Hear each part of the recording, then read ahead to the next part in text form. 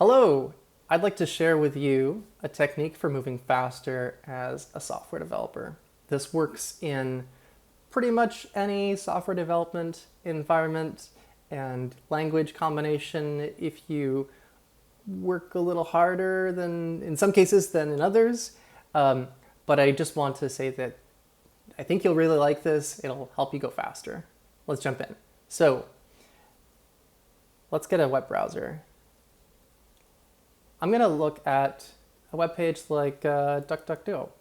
And we're familiar with how web browsers work in general, right? Like if you dig a little deeper, you can see that they're working with some raw data that you've grabbed from somewhere. It's parsed, and then it's rendered or like made viewable and interactable in a nice and fun way. And I'd like to do that same thing and encourage you to do that same thing in your own software development environments. And here's one way to do it. So again, just so this is actually more from my own notes. Get the raw data, parse it, visualize it, and like make it fun to explore. Okay. The development environment that I'm going to be demoing this technique with is called Glamorous Toolkit, and looks like this. Looks like this.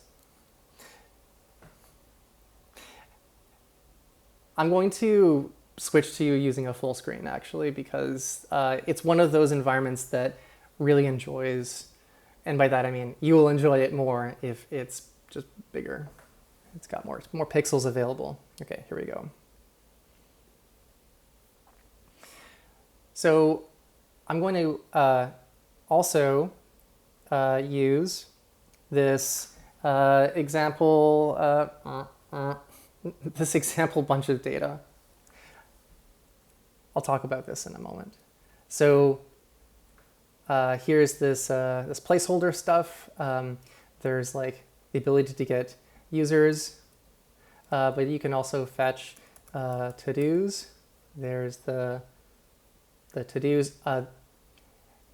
What I want to also mention is that this doesn't have to be JSON here. It could be like sound files. It could be images. It could be like your favorite LLM food or whatever you want it to be. In this case, I'm just using JSON because it's familiar to some folks like myself. So I can see that it's just like a big raw string, and that's great. That's the shape that I want it to be in at first. Okay, let's switch back to the software development environment. We're going to pick up this raw string, and then we're going to start to do those other things that I mentioned, like parsing and visualizing. Okay.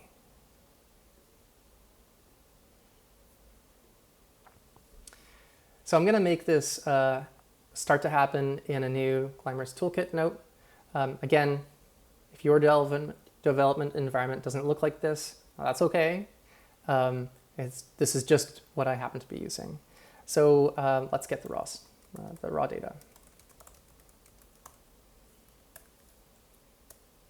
And I'm going to be copy pasting some stuff off screen here just to make it a little faster and easier for you. Mostly me. Okay, there's the URL that we were just looking at. setEndClient is a class of HTTP client, and we're going to make a new instance of it. I'm passing this as the URL, and I'm going to issue a GET request. I'm going to press evaluate, and this is the same thing as what would happen in any programming language you're used to. Where if you don't like have a specific like print line or debugger that you're using, like nothing apparently happens. The general pattern with this development environment is all about playing with objects live. So I'm going to inspect this just like we were using the web browser to inspect the raw data of the page earlier. And I can see that I've got this byte string that this returns, that all this returns. And there it is as a string. Cool. So I'm going to save this in a little variable called some to-dos JSON. And I'll do that again. Cool. And next, we want to refer back to our notes,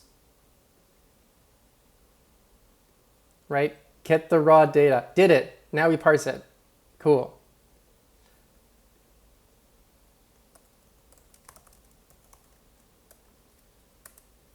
And I'm going to pick up this guy.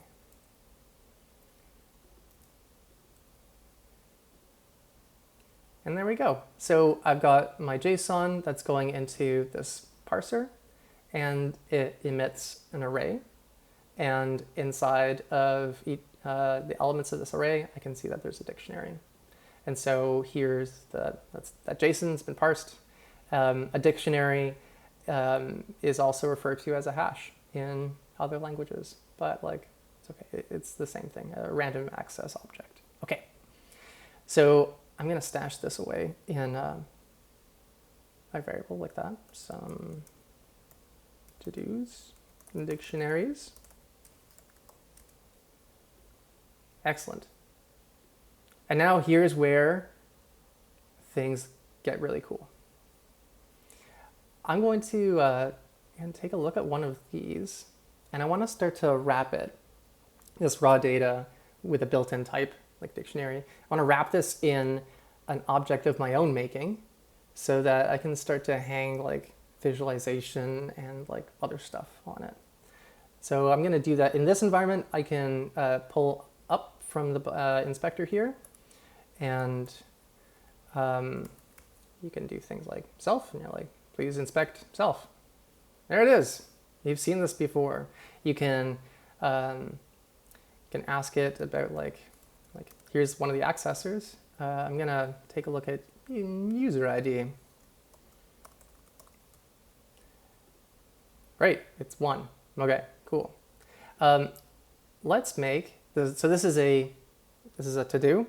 So I'll call this like a nice to-do.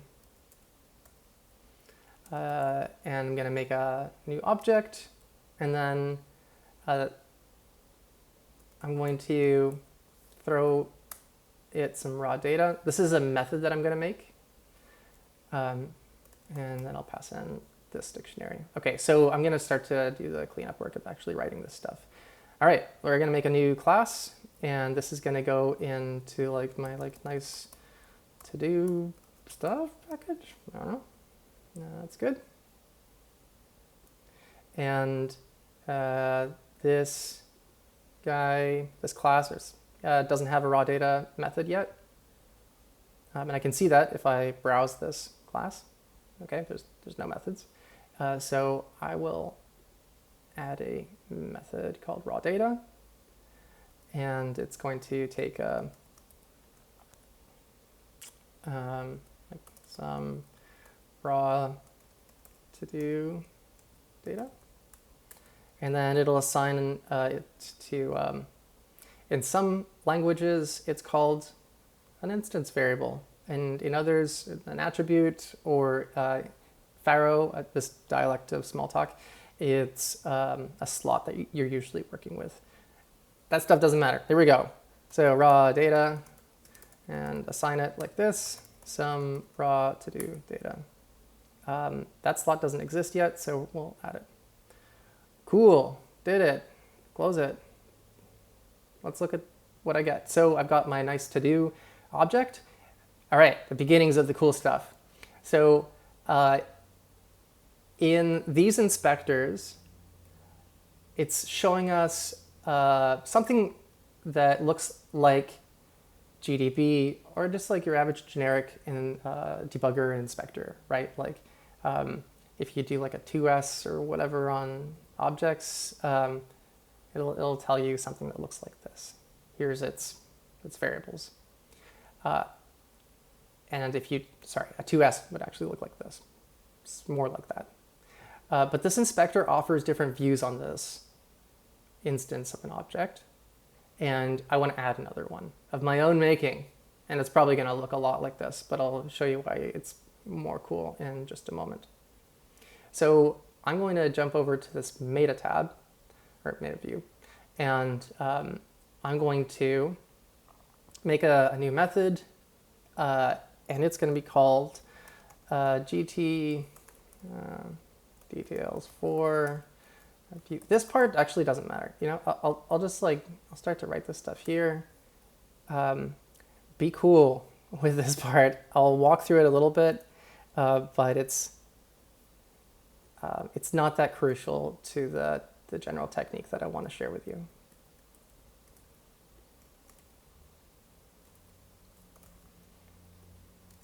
Just restoring some stuff. Okay, so I'll walk you through this.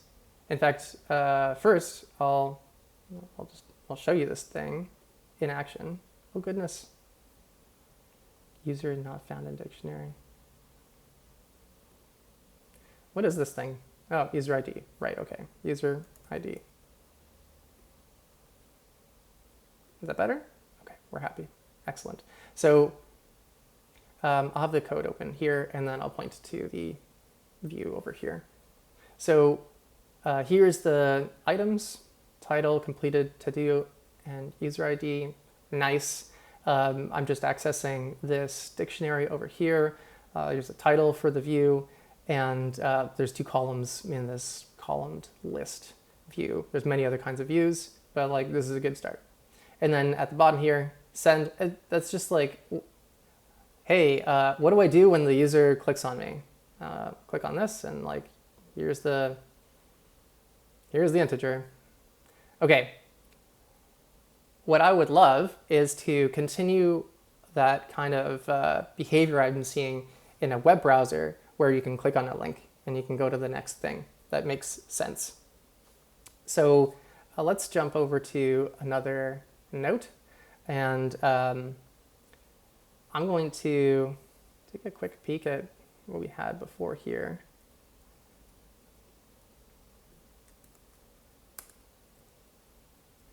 And let's find out like new user JSON.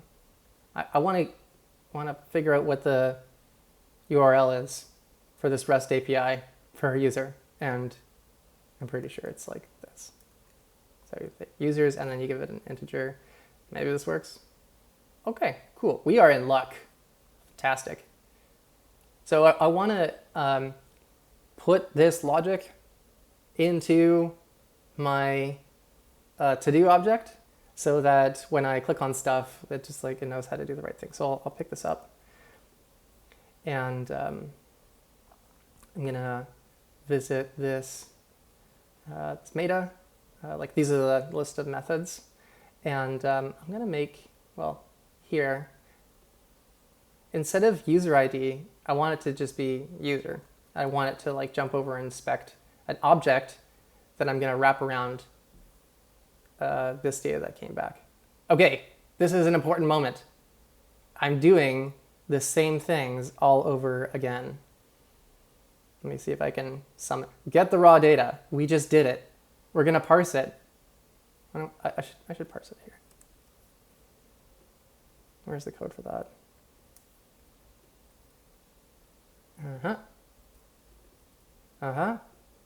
There it is. We're going to parse it, and then I'm going to wrap it, this built-in object, with my own, and then I'm going to hang a view off of it. Okay, very important. So, sorry, I've been talking, and the screen's not been on. Let's try that again. I'm going to take that data, here it is, and then I'm going to parse it, and I'm going to wrap an object around it. Okay, got it this time. I think I'm going to actually, yeah, okay, here we go. So instead, I think I'm gonna just call like self user. And I don't have that method yet, but it'll be okay. Let's make it.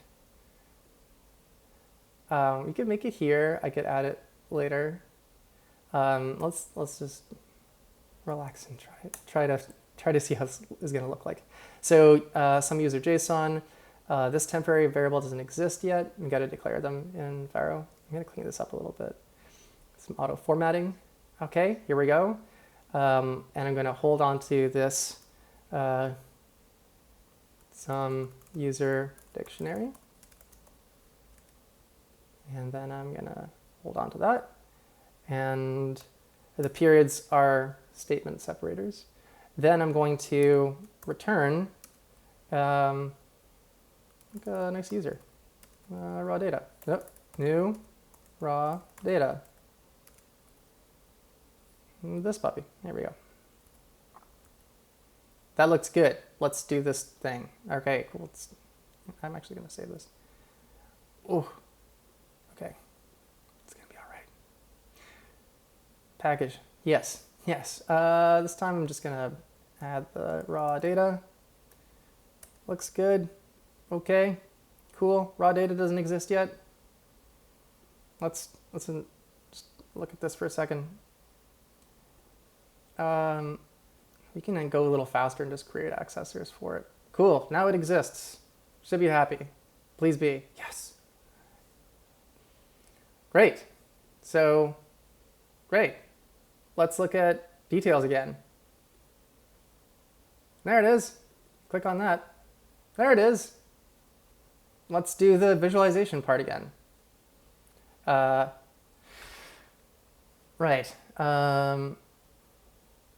Bump that over.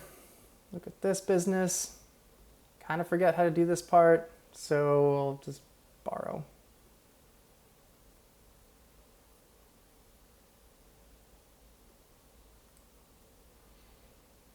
So we don't have these things. I'm gonna just be like, okay, try, but like it's gonna render this and it's gonna be sad, right? The title doesn't exist. So I'm just gonna inspect this raw data and then look at it over on the side, and I'm gonna fix this up. So what are the important things here? A name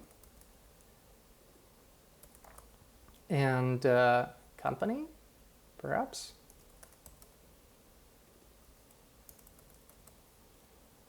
Companies have like more complicated things. I'm not gonna get into that jazz for now. Let's just do email for now. And yeah, we'll just drop this stuff and we'll expose the username.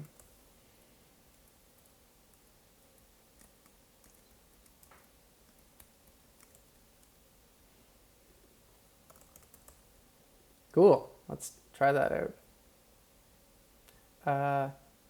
Where am I? This, yes. Okay. Hooray! All right. So let's start this all over again.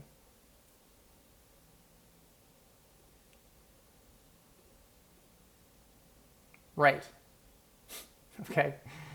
Parse the data.